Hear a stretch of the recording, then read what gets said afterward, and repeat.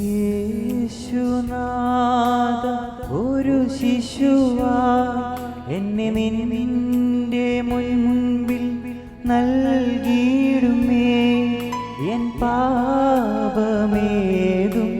മായിച്ചു നീ, ദുഃഖഭാരമെല്ലാം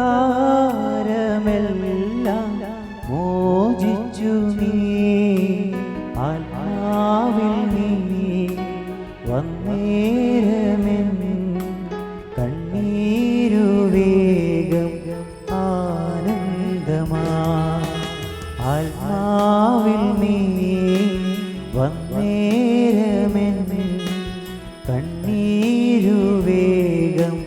ആനന്ദമാ. ആരാധിച്ചിടാം കുമ്പിട്ടാരാധിച്ചിടാം. ആരാധിക്കുമ്പോൾ അപദാനം പാടിടാം. ആ പൂജിതമാ രക്ഷാനാമം വാഴ്ത്തി പാടാം. ആ പദമലരിൽ താണു വീണു വന്നിച്ചിടം. ആത്മനാഥ ഞാൻ നിന്നിൽ ചേരണം. എൻ മനസ്സിൽ നീനാൽ വാഴണം. ആത്മനാഥ ഞാൻ നിന്നിൽ ചേരണം. എൻ മനസ്സിൽ നീനാൽ വാഴണം. കൈകൾ ഉയർത്തി കർത്താവിനെ സ്തുതിച്ച് പ്രാർത്ഥിച്ച് ആരാധിക്കാം. ഹല്ലേലൂയ ഹല്ലേലൂയ ഹല്ലേലൂയ ഹല്ലേലൂയ. കർത്താവേ, ഞങ്ങൾ അങ്ങേ ആരാധിക്കുന്നു ആരാധിക്കുന്നു ആരാധിക്കുന്നു. യേശുവേ, അങ്ങേ ആരാധിച്ച് മഹത്വപ്പെടുത്തട്ടെ. ഹല്ലേലൂയ ഹല്ലേലൂയ ഹല്ലേലൂയ. ദൈവത്തിന്റെ അതിശക്തമായ സാന്നിധ്യം ഈ ആരാധനാ സമയത്ത് ഞങ്ങൾക്ക് നൽകണമേ. കർത്താവേ, ദിവ്യകാരുണ്യമായി തിരുവോസ്തു രൂപനായി എഴുന്നള്ളിയിരിക്കുന്ന ഈശോയെ ഞങ്ങൾ അങ്ങയെ സ്തുതിക്കുന്നു. ഞങ്ങൾ അങ്ങയെ ആരാധിക്കുന്നു. നന്ദി പറയുന്നു. ഹല്ലേലൂയ ഹല്ലേലൂയ ഹല്ലേലൂയ. കർത്താവേ, ഞങ്ങളുടെ കുടുംബങ്ങളിൽ അങ്ങ് വന്ന് നിറയണമേ. ഞങ്ങളുടെ ഹൃദയങ്ങളിൽ വന്ന് നിറയണമേ. ഞങ്ങളുടെ സമൂഹത്തിൽ വന്ന് നിറയണമേ. ഹല്ലേലൂയ ഹല്ലേലൂയ ഹല്ലേലൂയ. കർത്താവേ, ഒന്ന് ചേർന്ന് ഞങ്ങൾ അങ്ങയെ സ്തുതിക്കുന്നു. യേശുവേ, അനുഗ്രഹിക്കണമേ. കൈകൾ കൂപ്പിക്കൊണ്ട് ഒന്ന് ചേർന്ന് ആരാധിച്ച് കർത്താവിനെ വിളിച്ചാരാധിച്ച് ദിവ്യകാരുണ്യത്തിലേക്ക് നോക്കിക്കൊണ്ട് നമ്മുടെ കുടുംബങ്ങളെ സമർപ്പിച്ചുകൊണ്ട് നമ്മളെ എല്ലാവരെയും സമർപ്പിച്ച് പൂർണ്ണമായും സമർപ്പിച്ച്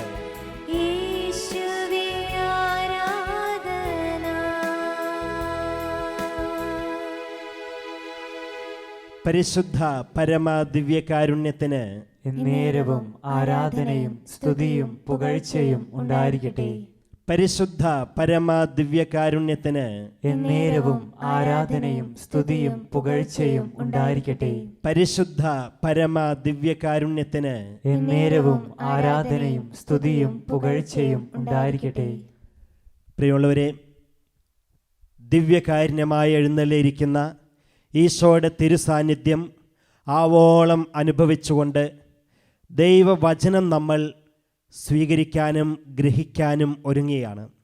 ഇന്ന് നമുക്ക് കർത്താവ് യേശു മിശിഹ നൽകുന്ന വചനഭാഗം വിശുദ്ധ മത്തായിയുടെ സുവിശേഷം 17-ാം അധ്യായം 1 മുതലുള്ള തിരുവചന ഭാഗങ്ങളാണ്. പ്രിയപ്പെട്ടവരെ, കർത്താവ് യേശു മിശിഹായുടെ രൂപാന്തരീകരണ ഭാഗം. ഈശോ തൻ്റെ ശിഷ്യന്മാരിൽ ഏറ്റവും കൂടുതൽ പരിഗണനയും, ഒരു വിധത്തിൽ പറഞ്ഞാൽ ഏറ്റവും പ്രധാനപ്പെട്ട കാര്യങ്ങളിലൊക്കെ തൻ്റെ കൂടെ കൊണ്ടുപോയിരുന്നതുമായ 3 ശിഷ്യന്മാരെയും കൂട്ടിക്കൊണ്ട് ഉയർന്ന മലയിലേക്ക് പോയി. ആ വചനഭാഗം ഇങ്ങനെയാണ്: യേശു 6 ദിവസം കഴിഞ്ഞ് പത്രോസ്, യാക്കോബ്, അവൻ്റെ സഹോദരൻ യോഹന്നാൻ എന്നിവരെ മാത്രം കൂട്ടിക്കൊണ്ട് ഒരു ഉയർന്ന മലയിലേക്ക് പോയി. എന്നിട്ട് നമ്മൾ വായിച്ച് മനസ്സിലാക്കുന്നത്, കർത്താവ് യേശു മിശിഹ ഇങ്ങനെ ഇവരെയും കൂട്ടി ആ മലയിൽ ചെന്ന് പ്രാർത്ഥിക്കുന്ന സമയത്ത് ഈശോയുടെ ജീവിതത്തിലും ഒപ്പം അത് കണ്ടിട്ട് ശിഷ്യന്മാരുടെ ഓരോരുത്തരുടെയും ജീവിതത്തിലും സംഭവിക്കുന്ന മാറ്റങ്ങളാണ്. പ്രിയപ്പെട്ടവരെ, ഒന്നാമതായി നമ്മൾ മനസ്സിലാക്കേണ്ടത് ഇങ്ങനെയാണ്: പ്രാർത്ഥിക്കാനായിട്ട് നമ്മൾ ഒരുമിച്ച് കൂടുമ്പോൾ സമാന ചിന്താഗതി ഉള്ളവരെ കൂട്ടിച്ചേർക്കണം. സമാന ചിന്താഗതിയുള്ളവരെ പ്രാർത്ഥിക്കാനാണെങ്കിൽ തീക്ഷ്ണതയോടെ പ്രാർത്ഥിക്കാൻ, ഒരുമിച്ച് പ്രാർത്ഥിക്കാൻ, ഒരേ മനസ്സുള്ളവർ ഒരുമിച്ച് ചേരണം. അതുകൊണ്ടാണ് ഈശോ തൻ്റെ ശിഷ്യന്മാരിൽ നിന്ന് പ്രത്യേകമായി 3 പേരെ തിരഞ്ഞെടുത്ത് പ്രാർത്ഥിക്കാനായി ഉയർന്ന മലയിലേക്ക് പോകുന്നത്. ഇന്ന് നമ്മൾ നമ്മുടെ വീടുകളിൽ പ്രാർത്ഥിക്കുമ്പോൾ ഒരുമിച്ച് ചേർന്ന് പ്രാർത്ഥിക്കണം. അവിടെ വലിയ അത്ഭുതങ്ങൾ സംഭവിക്കും, വലിയ ദൈവാനുഭവത്തിന് കാരണമായി തീരും. നമ്മുടെ വീട്ടിലാണെങ്കിലും നമ്മളായിരിക്കുന്ന സമൂഹങ്ങളിലായാലും എവിടെയായാലും ഒരുമിച്ച് ചേർന്ന് ഒരേ മനസ്സോടെ പ്രാർത്ഥിക്കാനായി നമുക്ക് സാധിക്കണം. ഇനി രണ്ടാമത്തെ കാര്യം, ഇങ്ങനെ പ്രാർത്ഥിച്ചാൽ എന്താ സംഭവിക്കുന്നത്? വചനം പറയുന്നത് ഇങ്ങനെയാണ്, 17 അധ്യായം 2-ാം വചനം. ഇങ്ങനെ പ്രാർത്ഥിച്ചുകൊണ്ടിരിക്കുമ്പോൾ യേശു അവരുടെ മുൻപിൽ വെച്ച് രൂപാന്തരപ്പെട്ടു. എന്താണ് ഈ രൂപാന്തരപ്പെടുക എന്ന് പറഞ്ഞാൽ അതിൻ്റെ അർത്ഥം ഉള്ളിൽ സംഭവിക്കുന്ന മാറ്റത്തിൻ്റെ ബാഹ്യമായ പ്രകടന ഭാവങ്ങളാണ് രൂപാന്തരീകരണം. അത് വാക്കിലൂടെയാകാം, അത് പ്രവൃത്തിയിലൂടെയാകാം, അത് ശരീരത്തിൻ്റെ മുഖത്തിൻ്റെ ഒക്കെ ഭാവങ്ങളിലൂടെയാകാം, നമ്മുടെ ജീവിത ശൈലിയിലുണ്ടാകുന്ന മാറ്റം കൊണ്ടാകാം ഈ രൂപാന്തരീകരണം ബാഹ്യമായി പ്രകടമായി കാണുന്നത്. അതാണ് വചനം പറയുന്നത്, യേശുവിൻ്റെ മുഖം സൂര്യനെ പോലെ വെട്ടിത്തിളങ്ങി. ഇതാണ് പ്രിയപ്പെട്ടവരെ രൂപാന്തരീകരണത്തിൻ്റെ മുഖഭാവത്തിൽ വന്ന മാറ്റം. യേശുവിൻ്റെ മുഖം സൂര്യനെ പോലെ വെട്ടിത്തിളങ്ങി. എന്താ അങ്ങനെ പറയുന്നത്? ആരൊക്കെയാണോ 100% കർത്താവിൽ മാത്രം ശ്രദ്ധ പതിപ്പിച്ച് ഏകാഗ്രതയോടെ പ്രാർത്ഥിക്കുന്നത്, അങ്ങനെ നിരന്തരം പ്രാർത്ഥിച്ചു കഴിയുമ്പോൾ ആ പ്രാർത്ഥിക്കുന്നവരുടെ മുഖഭാവത്തിൽ പോലും വല്ലാത്ത മാറ്റം ഉണ്ടാകും. ഇങ്ങനെ മാറ്റങ്ങൾ സംഭവിക്കുന്നില്ലെങ്കിലോ അവരുടെ ജീവിതത്തിൽ എന്തെന്നില്ലാത്ത മാറ്റമുണ്ടാകും. അതാണ് പ്രത്യേകത. നമ്മൾ നമ്മുടെ അനുദിന ജീവിതത്തിൽ കാണുന്നുണ്ട് ചിലരൊക്കെ ദൈവീക ഭാവത്തോടെ ജീവിക്കുന്നത്, മുഖഭാവം കണ്ടാൽ തന്നെ ആത്മാവിൻ്റെ അഭിഷേകമുള്ള വ്യക്തിയാണെന്നും ദൈവത്തിൻ്റെ വചനം കൊണ്ട് നിറഞ്ഞ ആളാണെന്നും നിരന്തരം പ്രാർത്ഥനയിൽ ജീവിക്കുന്ന ആളാണെന്നും മുഖം കണ്ടാൽ അറിയാമെന്ന് നമുക്കറിയാം. അതിൻ്റെ കാരണം ഇതാണ്, സദാസമയവും കർത്താവിനെ ധ്യാനിച്ച് വചനം ധ്യാനിച്ച് ജീവിക്കുന്നതുകൊണ്ട്. ഇത് തന്നെയാണ് പ്രിയപ്പെട്ടവർ ഇവിടെ സംഭവിച്ചത്. നമ്മൾ കാണുന്നത് പ്രാർത്ഥിച്ചു കൊണ്ടിരുന്നപ്പോൾ യേശുവിൻ്റെ മുഖഭാവം മാറി. വീണ്ടും മൂന്നാമതായി നമ്മൾ കാണുന്നത് വചനം പറയുന്നത് എങ്ങനെയാ? അവൻ്റെ വസ്ത്രം പ്രകാശം പോലെ ധവളമായി എന്ന്. അതായത് ഇങ്ങനെ പ്രാർത്ഥിക്കുന്ന ആളുകൾ ഉപയോഗിക്കുന്ന വസ്തുക്കൾക്ക് പോലും ഈ പ്രാർത്ഥനയുടെ ശക്തി ഉണ്ടാകും. നിരന്തരം പ്രാർത്ഥിക്കുന്ന ആളുകൾ ഉപയോഗിക്കുന്ന വസ്തുക്കൾക്ക് പോലും ഈ പ്രാർത്ഥനയുടെ ശക്തി ഉണ്ടാകും. അതാണ് മൂന്നാമതായി നമ്മൾ മനസ്സിലാക്കേണ്ടത്. അതുകൊണ്ടല്ലേ വിശുദ്ധരുടെ തിരുശേഷിപ്പുകളായിട്ട് അവരുടെ ശരീരത്തിൻ്റെ ഏതെങ്കിലും ഭാഗമോ എല്ലോ മറ്റ് ശരീരത്തിൻ്റെ ഭാഗങ്ങൾ എടുത്തു വെച്ച് നമ്മൾ പ്രാർത്ഥിക്കുന്നു. അവരുപയോഗിച്ച വസ്തുക്കൾ നമ്മൾ പ്രാർത്ഥനയ്ക്കായിട്ട് ഉപയോഗിക്കുന്നു. എന്നിട്ട് ആ വിശുദ്ധരുടെ തിരുശേഷിപ്പുകളിൽ തൊട്ട് പ്രാർത്ഥിക്കുമ്പോൾ തന്നെ വലിയ അത്ഭുതങ്ങൾ സംഭവിക്കുന്നു. രോഗശാന്തികൾ ഉണ്ടാകുന്നു, മാനസാന്തരങ്ങൾ സംഭവിക്കുന്നു, എന്തെന്നില്ലാത്ത ജീവിതത്തിൽ മാറ്റങ്ങൾ സംഭവിക്കുന്നു. എന്തേ കാരണം? അവരൊക്കെ പ്രിയപ്പെട്ടവരെ പ്രാർത്ഥിച്ച് പ്രാർത്ഥിച്ച് പ്രാർത്ഥിച്ച് ജീവിതത്തിൻ്റെ എല്ലാ അംശങ്ങളിലേക്കും ഈ പ്രാർത്ഥനയുടെ ശക്തി സന്നിവേശിപ്പിച്ചവരാണ്. അപ്പോൾ അവർ ഉപയോഗിക്കുന്ന വസ്തുക്കൾക്ക് പോലും ഈ പ്രാർത്ഥനയുടെ ശക്തി കിട്ടും. അതുകൊണ്ടല്ലേ പ്രിയപ്പെട്ടവരെ നമ്മൾ കാണുന്നത്, ലൂക്കായുടെ സുവിശേഷത്തിൽ കാണുന്നത്, ആ രക്തസ്രാവക്കാരി സ്ത്രീ, ഇത്രയേറെ വർഷമായി ആ രോഗത്തിന് അടിമയായിരുന്ന സ്ത്രീ ഈശോയുടെ വസ്ത്രത്തിൻ്റെ അറ്റത്ത് തൊട്ടപ്പോൾ സൗഖ്യം പ്രാപിച്ചു. എന്തേ അങ്ങനെ സംഭവിച്ചത്? പ്രാർത്ഥിക്കുന്ന വ്യക്തികളുടെ വസ്ത്രത്തിന് പോലും സൗഖ്യത്തിൻ്റെ ശക്തിയുണ്ട്, അത്ഭുതങ്ങൾ പ്രവർത്തിക്കുന്നതിനുള്ള ശക്തിയുണ്ട്. അതല്ലേ അപ്പസ്തോല പ്രവർത്തനങ്ങൾ നമ്മൾ കാണുന്നത്. പത്രോസും സീലാസും ഒക്കെ ഇങ്ങനെ നടന്നു പോകുമ്പോൾ അവരുടെ നിഴലെങ്കിലും വീണാൽ മതിയായിരുന്നു, ഞങ്ങൾ സൗഖ്യം പ്രാപിക്കുമെന്ന് കരുതിക്കൊണ്ട് നൂറുകണക്കിന് രോഗികൾ വഴിവക്കിൽ വന്ന് കിടക്കും. ഇനി ഉച്ച കഴിഞ്ഞൊക്കെയാണ് നടക്കുന്നെന്നുണ്ടെങ്കിലോ, നമുക്കറിയാം നമ്മുടെ നിഴലിന് തെങ്ങും തടി പോലെ നീളമുണ്ട്, വലിയ നീളത്തിലാണ്. അപ്പോൾ പരിസരത്തെങ്കിലും എവിടെയെങ്കിലും കിടന്നാൽ മതി, ആ നിഴലടിക്കുമ്പോഴേ രോഗി സുഖം പ്രാപിക്കും. അത് ഞാൻ ചിലപ്പോൾ ഓർക്കാറുണ്ടേ. അങ്ങനെയാണെങ്കിൽ ഞാൻ നടന്നു പോകുമ്പോഴോ എൻ്റെ നിഴൽ വീണ ആരെങ്കിലും സൗഖ്യം പ്രാപിക്കുമെന്ന്. പ്രിയപ്പെട്ടവരെ, ഞാൻ ആരെങ്കിലും മേത്ത് ചെന്ന് കെട്ടിയടിച്ച് വീണാൽ അവർ ചാകുമെന്നല്ലാതെ, ചിലപ്പോൾ കയ്യും കാലും ഒടിയോ അല്ലെങ്കിൽ വല്ല അപകടം പറ്റുന്നല്ലാതെ സൗഖ്യപ്പെടുകയില്ല. എന്താ പ്രത്യേകത? അന്ന് അപ്പസ്തോലന്മാരുടെ നിഴലടിച്ചപ്പോൾ സൗഖ്യം പ്രാപിച്ചിരുന്നുവെങ്കിൽ ഇന്ന് നമ്മൾ ചെന്ന് വീണാലും രോഗി ചിലപ്പോൾ ചത്തുപോകുന്നല്ലാതെ സൗഖ്യം പ്രാപിക്കാതിരിക്കുന്നതിൻ്റെ കാരണം എന്താ? അവരൊക്കെ കർത്താവിനെ ഉള്ളിൽ അതേപടി സ്വീകരിച്ചു, വചനം കൊണ്ട് അടിമുടി നിറഞ്ഞു. അപ്പോൾ അവരിലൂടെ കർത്താവ് അതിശക്തമായി പ്രവർത്തിച്ചു. അതാണ് ഈ വചനത്തിൽ നമ്മൾ കാണുന്നത്. അവൻ്റെ വസ്ത്രം പ്രകാശം പോലെ ധവളമായി എന്ന്. നാലാമതായിട്ട് നമ്മൾ മനസ്സിലാക്കുന്നത്, ഇത്രയൊക്കെ ആയപ്പോൾ ഇതാ പത്രോസ് ഒരു കാര്യം പറഞ്ഞു. പത്രോസ് പറഞ്ഞു, കർത്താവേ, നമ്മൾ ഇവിടെ ആയിരിക്കുന്നത് നല്ലതാണ്. ഞങ്ങൾ 3 കൂടാരം ഉണ്ടാക്കാം, ഒന്ന് നിനക്ക്, ഒന്ന് മോശയ്ക്ക്, ഒന്ന് ഏലിയായ്ക്ക്.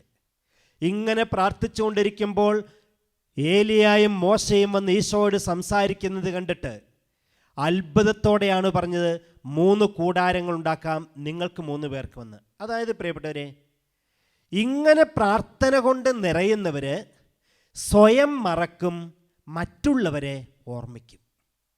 അതാണ് ഈ വചനത്തിൻ്റെ ഏറ്റവും മർമ്മപ്രധാനമായ ഭാഗമെന്ന് നമുക്ക് മനസ്സിലാക്കേണ്ടത്. നിരന്തരം പ്രാർത്ഥിച്ച് ജീവിക്കുന്ന ആളുകൾ സ്വയം മറക്കും, മറ്റുള്ളവരെ ഓർമ്മിക്കും. അതുകൊണ്ടാണ് പത്രോസ് പറഞ്ഞ് 3 കൂടാരം ഉണ്ടാക്കാം, ഒന്ന് കർത്താവെ അങ്ങേക്ക്, ഒന്ന് മോശയ്ക്ക്, ഒന്ന് ഏലിയായ്ക്ക്. സ്വയം മറന്നു. അല്ലെങ്കിൽ സാധാരണ എന്താ പറയേണ്ടത്? നിങ്ങളവിടെ വർത്താനം പറഞ്ഞിരുന്നു എന്തോരം നേരം വേണമെങ്കിലും, എനിക്ക് ഉറക്കം വരുന്നു, ഞാനിവിടെ കുഞ്ഞൊരു കൂടാരം ഉണ്ടാക്കി ഇവിടെ കിടന്നുറങ്ങുന്നുണ്ട്, പോകുമ്പോൾ വിളിച്ചോട്ടോ വന്നേക്കാമെന്ന് പറയും. അതല്ല പത്രോസ് ചെയ്തത്. അവരെ ഓർമ്മിച്ചു, സ്വയം മറന്നു.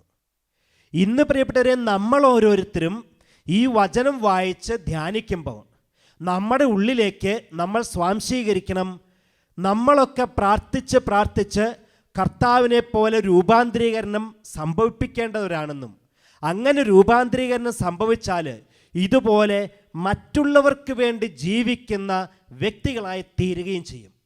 അതല്ലേ മോശയും ഏലിയായും ഈശോയോട് സംസാരിച്ചത്?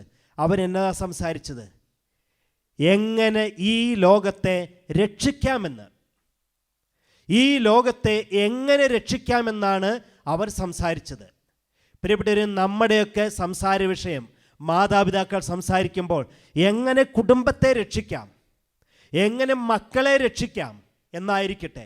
നമ്മൾ ഓരോരുത്തരും സംസാരിക്കുമ്പോൾ നമ്മുടെ ജീവിതത്തിൽ നമ്മളുമായി ബന്ധപ്പെട്ടിട്ടുള്ള, നമ്മളുമായി അടുത്ത് നിൽക്കുന്നവരെ എങ്ങനെ രക്ഷിക്കാമെന്ന് നമ്മൾ ചിന്തിച്ച് പ്രാർത്ഥിക്കണം. വീണ്ടും ഒരു കാര്യം കൂടെ ഈ വചനത്തിലൂടെ കർത്താവ് നമുക്ക് പറഞ്ഞു തരുന്നത് ഇപ്രകാരമാണ്. ഇത്രയൊക്കെ ആയിക്കഴിഞ്ഞപ്പോൾ ഒരു വലിയ മേഘം വന്നു, മേഘത്തിൽ നിന്നൊരു സ്വരം കേട്ടു, ഇവൻ എൻ്റെ പ്രിയപുത്രൻ, ഇവനിൽ ഞാൻ പ്രസാദിച്ചിരിക്കുന്നു, ഇവനെ ശ്രവിക്കുവിൻ എന്ന്. അതേ പ്രിയപ്പെട്ടവരെ, നമ്മൾ വചനം ശ്രവിക്കേണ്ടവരാണ്. വചനമെന്ന് പറഞ്ഞാൽ കർത്താവീശമിശിഹായെ തന്നെ ശ്രവിക്കേണ്ടവരാണ്. നിരന്തരം കർത്താവിനെ ശ്രവിച്ച് ആ വചനത്തിനനുസരിച്ച് ജീവിക്കാനുള്ള വിളി ലഭിച്ചിട്ടുള്ളവരാണ് നമ്മൾ ഓരോരുത്തരും. അങ്ങനെയാണെങ്കിലോ മറ്റ് കാര്യങ്ങളൊന്നും പിന്നെ നമുക്ക് ശ്രദ്ധിക്കാനേ തോന്നില്ല. മറ്റു കാര്യങ്ങൾ ചെവിയിലേക്ക് അടിച്ചു കയറുമ്പോൾ തന്നെ നമുക്കത് ആവശ്യമില്ല എന്ന് മനസ്സിലാകും. അതുകൊണ്ട് ഇന്ന് നമ്മൾ പ്രത്യേകമായും ഈ വചനം വായിച്ച് ധ്യാനിക്കുമ്പം, ദിവ്യകാരുണ്യമായ കർത്താവിനെ ആരാധിക്കുമ്പോൾ പ്രിയപ്പെട്ടവരെ മനസ്സിൽ കുറിച്ചു വെക്കണം, യേശുവിൻ്റെ സ്വരം ശ്രവിച്ച് ആ ശ്രവിച്ച സ്വരത്തിനനുസരിച്ച് ജീവിക്കാൻ നമുക്ക് ഓരോരുത്തർക്ക് സാധിക്കട്ടെ. അത് സാധ്യമാകണമെങ്കിൽ നമ്മൾ നിരന്തരം ദിവ്യകാരുണ്യമായ കർത്താവിനെ ആരാധിക്കണം. ഒന്ന് ഓർത്തു നോക്കിയേ, ഇതാ ദിവ്യകാരുണ്യമായ ഈശോ ഇവിടെ രൂപാന്തരീകരണം സംഭവിച്ചതുപോലെ കർത്താവ് യേശു മിശിഹ തിരുവോസ്തി രൂപനായിട്ടല്ലേ ഈ അൾത്താരയിൽ എഴുന്നള്ളിയിരിക്കുന്നത്. ആ കർത്താവിനെ നമുക്ക് ആരാധിക്കണം. ആ കർത്താവിനെ പത്രോസിനെ പോലെ, യാക്കോബിനെ പോലെ, യോഹന്നാനെ പോലെ ഈശോയോട് ഏറ്റവും ചേർന്ന് നിന്ന് ആരാധിക്കാൻ നമുക്ക് സാധിക്കണം. അങ്ങനെ ആരാധിക്കുമ്പോൾ പ്രിയപ്പെട്ടവരെ, ഉറച്ചു വിശ്വസിച്ചുകൊള്ളുക, ഇന്ന് വചനത്തിൽ നമ്മൾ ശ്രവിച്ചതുപോലെ തന്നെ നമ്മുടെ ജീവിതത്തിൽ രൂപാന്തരീകരണങ്ങൾ സംഭവിക്കും. നമ്മുടെ കുടുംബത്തിൽ രൂപാന്തരീകരണം സംഭവിക്കും. നമ്മുടെ സമൂഹത്തിൽ അത്യത്ഭുതങ്ങൾ സംഭവിക്കും. അതിനായിട്ട് രണ്ട് കൈകളും എല്ലാവരും ഒന്ന് തുറന്നു പിടിച്ച്, ഇരു കരങ്ങളും തുറന്നു പിടിച്ച് കർത്താവിനെ സ്തുതിച്ച് പ്രാർത്ഥിക്കുകയാണ്. എല്ലാവരും സ്തുതിച്ച് പ്രാർത്ഥിക്കണം. ഇന്ന് പ്രിയപ്പെട്ടവരെ, നമ്മൾ കർത്താവിനെ സ്തുതിക്കുമ്പോൾ മക്കളും മാതാപിതാക്കളും ചേർന്ന് ഉറക്കെ സ്തുതിച്ച് പ്രാർത്ഥിക്കണം. സാധിക്കുന്ന എല്ലാവരും, സാധിക്കുന്നെന്ന് പറഞ്ഞാൽ എല്ലാവരും ഒന്ന് മുട്ടുകൾ കുത്തി നിൽക്കുക. സാധിക്കാവുന്ന എല്ലാവരും അല്പം ത്യാഗത്തോടെ, അല്പം സഹനത്തോടെ കർത്താവിന്റെ സന്നിധിയിൽ മുട്ടുകൾ കുത്തി നിന്നുകൊണ്ട് കർത്താവിനെ സ്തുതിച്ച് പ്രാർത്ഥിക്കണം. അനവരത സ്തുതിച്ച് പ്രാർത്ഥിക്കുക, ഇടതടവില്ലാതെ സ്തുതിച്ച് പ്രാർത്ഥിക്കുക. വലിയ രൂപാന്തരീകരണങ്ങൾ നമ്മുടെ വ്യക്തി ജീവിതത്തിൽ സംഭവിക്കാൻ, വലിയ രൂപാന്തരീകരണങ്ങൾ നമ്മുടെ കുടുംബത്തിലും സമൂഹത്തിലും സംഭവിക്കാൻ സ്തുതിച്ച് പ്രാർത്ഥിക്കട്ടെ. ഹല്ലേലൂയ, ഹല്ലേലൂയ, ഹല്ലേലൂയ. ദൈവമേ, ഞങ്ങൾ അങ്ങയെ സ്തുതിക്കുന്നു. കർത്താവേ, അങ്ങ് പ്രാർത്ഥിച്ചുകൊണ്ടിരുന്നപ്പോൾ രൂപാന്തരീകരണം സംഭവിച്ചതുപോലെ ഈ പ്രാർത്ഥന ആരാധന സമയത്ത് ഞങ്ങളുടെ കുടുംബത്തിൽ രൂപാന്തരീകരണങ്ങൾ സംഭവിക്കട്ടെ. ഞങ്ങളുടെ ജീവിതത്തിൽ രൂപാന്തരീകരണങ്ങൾ സംഭവിക്കട്ടെ. Hallelujah, hallelujah. നിറഞ്ഞ് പ്രാർത്ഥിക്കുക, നിരന്തരം പ്രാർത്ഥിക്കുക. രണ്ട് കൈകളും തുറന്നു പിടിച്ച്, യാചനാരൂപത്തിൽ തുറന്നു പിടിച്ച് സ്തുതിച്ച് പ്രാർത്ഥിച്ച മക്കളെ, ഹല്ലേലൂയ, ഹല്ലേലൂയ, ഹല്ലേലൂയ. ദൈവമേ, നിറയട്ടെ. ദൈവശക്തി നിറയട്ടെ, അഭിഷേകം നിറയട്ടെ, അനുഗ്രഹം ഉണ്ടാകട്ടെ. ഹല്ലേലൂയ, ഹല്ലേലൂയ, ഹല്ലേലൂയ, ഹല്ലേലൂയ.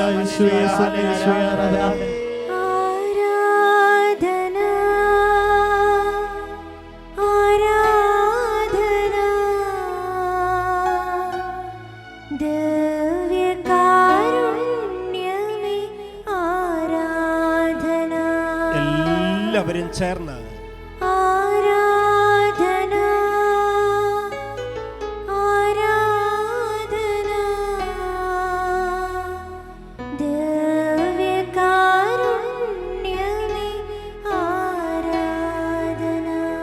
കരങ്ങൾ കൂപ്പുക. വിശുദ്ധ ജോൺ വിയാനി പുണ്യവാൻ ദിവസം മുഴുവനും ദിവ്യകാരുണ്യത്തിൻ്റെ സന്നിധിയിൽ മുട്ടുകൾ കുത്തി കർത്താവെ അങ്ങേ ആരാധിച്ചതുപോലെ ഈ ആരാധനാ സമയത്ത് ഞങ്ങൾ ഒന്ന് ചേർന്ന് അങ്ങയെ സ്തുതിച്ച് ആരാധിക്കുന്നു. കർത്താവെ, വിശുദ്ധ ഫ്രാൻസിസ് അസീസി പുണ്യവാൻ ദിവസം മുഴുവനും പ്രഭാതം മുതൽ പ്രദോഷം വരെ അനക്കമില്ലാതെ കർത്താവിൻ്റെ സന്നിധിയിൽ നിന്ന് അങ്ങേ വിളിച്ച് സ്തുതിച്ചാരാധിച്ചതുപോലെ ഇതാ ഞങ്ങൾ കുടുംബത്തിലുള്ള എല്ലാവരും മുട്ടുകൾ കുത്തി നിന്ന് കർത്താവിൻ്റെ പക്കലേക്ക് രണ്ട് കൈകളും ഉയർത്തി, ഇരു കരങ്ങളും ഉയർത്തി സ്തുതിച്ച് പ്രാർത്ഥിക്കുക.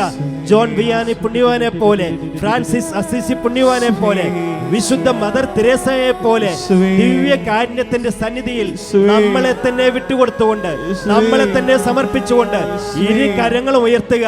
വലിയ രൂപാന്തരീകരണങ്ങൾ നമ്മുടെ എല്ലാവരുടെയും ജീവിതത്തിൽ സംഭവിക്കാൻ ഇടയാകട്ടെ. വിളിച്ച് സ്തുതിച്ച് പ്രാർത്ഥിക്കുക മക്കളെ, വിളിച്ച് സ്തുതിച്ച് പ്രാർത്ഥിച്ച് ആരാധിക്കുക. യേശുവേ എന്ന് വിളിച്ചാരാധിക്കട്ടെ. യേശുവേ.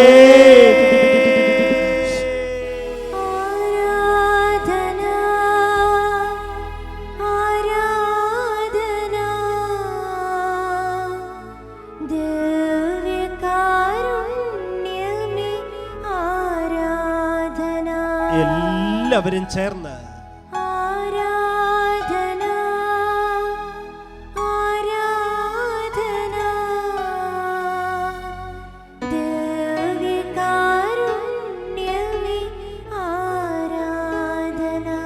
കരങ്ങൾ കൂപ്പുക. വിശുദ്ധ ചാവറ പിതാവ്, ദിവ്യകാരുണ്യ ഭക്തനായിരുന്ന വിശുദ്ധ ചാവറ പിതാവ് അനേക മണിക്കൂറുകൾ എന്നും ദിവ്യകാരുണ്യത്തിന്റെ സന്നിധിയിൽ മുട്ടുകൾ കുത്തി കർത്താവെ അങ്ങയെ സ്തുതിച്ചു ആരാധിച്ചു, അങ്ങേക്ക് നന്ദി പറഞ്ഞു. വിശുദ്ധ മറിയം ത്രേസ്യ പുണ്യവതി, കർത്താവെ അങ്ങയുടെ തിരു സാന്നിധ്യം കൊണ്ട് 24 മണിക്കൂറും നിറഞ്ഞ വ്യക്തിയായിരുന്നല്ലോ. ഇതുപോലെ എൻ്റെ കർത്താവെ, ഞങ്ങളുടെ ഹൃദയത്തിൽ അങ്ങയെ ആരാധിക്കുന്നു. വിശുദ്ധ ചാവറ പിതാവിനെ പോലെ നിരന്തരം ദിവ്യകാരുണ്യ ആരാധന നടത്തി ആരാധിക്കുവാൻ ഞങ്ങളെ പഠിപ്പിക്കണമേ. മറിയം ത്രേസ്യ പുണ്യവതിയെ പോലെ, വിശുദ്ധ അൽഫോൻസാമയെ പോലെ ജീവിതത്തിൻ്റെ ഏത് സാഹചര്യത്തിലും ദിവ്യകാരുണ്യത്തെ മുറുകെ പിടിക്കുവാനും അവിടുത്തെ സന്നിധിയിൽ മുട്ടികൾ കുത്തുവാനും ഞങ്ങളെ പഠിപ്പിച്ച് അനുഗ്രഹിക്കണമേ. മക്കളെ, മുട്ടികൾ കുത്തി നിന്നുകൊണ്ട് തന്നെ 2 കൈകളും ഉയർത്തുക. എന്തുമാത്രം ഉയർത്തി പിടിക്കാമോ, എന്നിട്ട് എത്രയുറക്കെ യേശുവേ എന്ന് വിളിച്ച് പ്രാർത്ഥിക്കാൻ പറ്റുമോ അത്രയേറെ ഉറക്കെ കർത്താവിനെ വിളിച്ച് സ്തുതിച്ച് പ്രാർത്ഥിക്കുക. ഹല്ലേലൂയ എന്ന് വിളിച്ച് ആരാധിക്കട്ടെ. ഭാഷാവരത്തിൽ സ്തുതിച്ച് പ്രാർത്ഥിക്കുക. എല്ലാവരും അധരങ്ങളെ വിട്ടുകൊടുത്ത് സ്തുതിക്കുക. അധരങ്ങളെ സമർപ്പിച്ച് വിളിച്ച് സ്തുതിക്കട്ടെ. അത്ഭുതകരമായ വിധത്തിൽ നമ്മുടെ കുടുംബത്തിൽ ദിവ്യകാരുണ്യമായ കർത്താവ് ഇടപെടും. നമ്മുടെ കുടുംബങ്ങളെ തിരുകുടുംബങ്ങളാക്കി രൂപപ്പെടുത്തി തരും. നമ്മുടെ ഹൃദയങ്ങളെ തിരുഹൃദയങ്ങളാക്കി രൂപപ്പെടുത്തി തരും. നമ്മുടെ ജീവിതത്തിൽ വലിയ മാനസാന്തരങ്ങൾ, വലിയ രൂപാന്തരീകരണങ്ങൾ കർത്താവ് നൽകും. ഈശോ പ്രദാനം ചെയ്യും. സ്തുതിച്ച് പ്രാർത്ഥിക്കട്ടെ, സ്തുതിച്ച് പ്രാർത്ഥിക്കട്ടെ. ഹല്ലേലൂയ, ഹല്ലേലൂയ, ഹല്ലേലൂയ. 2 കൈകളും ഉയർത്തിപ്പിടിച്ച് കരമുയർത്തി സ്വരമുയർത്തി വിളിച്ചുണരട്ടെ, വിളിച്ചുണരട്ടെ. യേശുവേ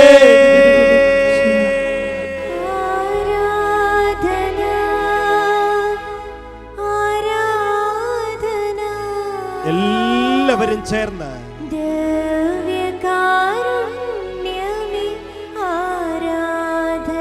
കൈകൾ നന്നായി ഉയർത്തിപ്പിടിച്ചുകൊണ്ട് ഈശോയേ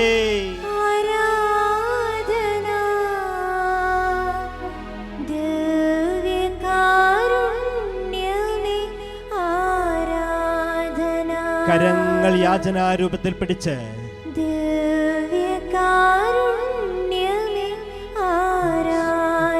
കർത്താവിനെ സ്തുതിച്ച് പ്രാർത്ഥിച്ചുകൊണ്ട് അവിടുത്തെ ആശീർവാദം സ്വീകരിക്കാനായിട്ട് ഒരുങ്ങാം.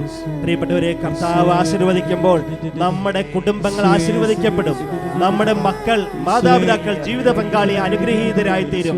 വലിയ ദൈവാനുഭവത്തിന്റെ അഭിഷേകത്തിന്റെ അവസരമാണ് ദിവ്യകാരുണ്യനാഥന്റെ ആശീർവാദം. നമുക്കത് ഏറ്റു സ്വീകരിക്കാനായിട്ട് കരങ്ങൾ തുറന്നു പിടിച്ച് സ്തുതിച്ച് പ്രാർത്ഥിക്കട്ടെ. ഹല്ലേലൂയ, ഹല്ലേലൂയ, ഹല്ലേലൂയ. കർത്താവേ, നന്ദി, നന്ദി, നന്ദി. യേശുവേ അനുഗ്രഹിക്കണമേ. ദൈവത്തിന്റെ ശക്തി നൽകണമേ. കർത്താവേ, അഭിഷേകം ചൊരിയണമേ. ആത്മാവിന്റെ കൃപകൾ ചൊരിയണമേ. ദൈവസ്നേഹം നിറയണമേ. ദൈവത്തിന്റെ വലിയ കൃപ ഞങ്ങൾക്ക് നൽകണമേ. കർത്താവേ, ഈ നിമിഷം ഞങ്ങളുടെ കുടുംബങ്ങളിലേക്ക് കടന്നു വരണമേ. ദൈവത്തിന്റെ അഭിഷേകത്തിൽ നിറയുവാൻ കർത്താവേ, ഞങ്ങളുടെ ജീവിതത്തിൽ പ്രശ്നങ്ങൾ നിന്നോട് ചേർന്ന് സഹിക്കുവാനുള്ള വലിയ കൃപ നൽകണമേ. കൃപകൾ ചൊരിയണമേ. ആത്മാവിന്റെ വിശുദ്ധി നൽകണമേ. വിശുദ്ധിയിൽ ജീവിക്കാനുള്ള കൃപ നൽകണമേ.